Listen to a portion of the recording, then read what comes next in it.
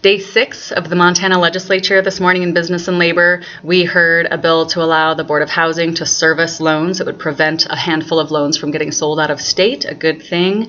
We also heard a bill to allow the Commissioner of Labor and Industry to supervise the boards. It actually brings us into compliance with federal law and prevents the members of those boards from being personally liable, which they are right now. We also saw an unemployment appeals bill, which just cleaned up some archaic language. There was some interesting stuff on the House floor today. The feed bill was up, and only 8 of us voted against it. There's $500,000 in legislative stipends in that bill, and I can think of several bills that have, $70,000 here, $80,000 there that won't be funded because of the tight budget, and I just would rather see those bills get funded than the legislative stipends. However, the 92 people who voted for it are exactly correct in their argument that legislators really do make $80 a day. They often don't mention that we make over $3,000 a month in living stipends, and depending on, your monthly bills and what your day job is, that may or may not work for you.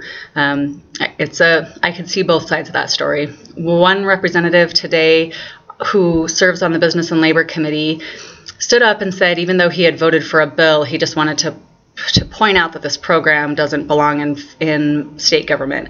It's a workforce training program that small businesses in Montana love and are using right now to help them better train their employees. And so it points out a fundamental difference that largely Republican sentiment is that less government is better government. And I disagree with that because we are the government.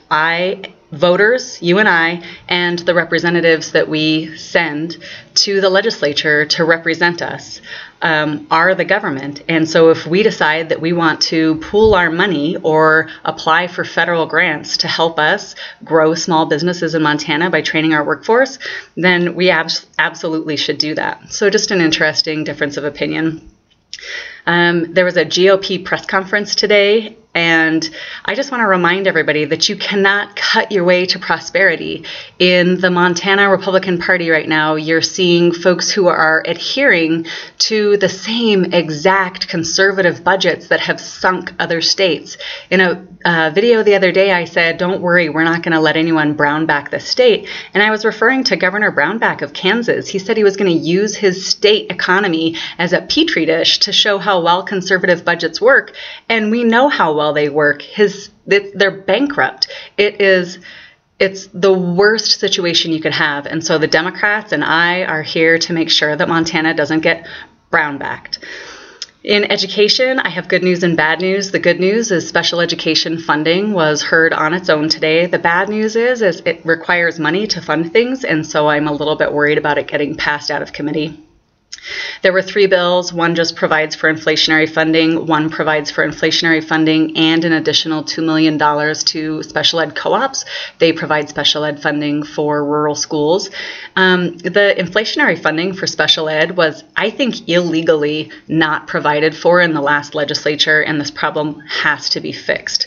So we have a suite of bills from which we can make a choice on how to fund special education. I think it's worth noting that our new superintendent of public instruction introduced herself to our committee and said that inflationary funding of schools was her #1 priority, but she was not there today as a proponent of inflationary funding for special ed.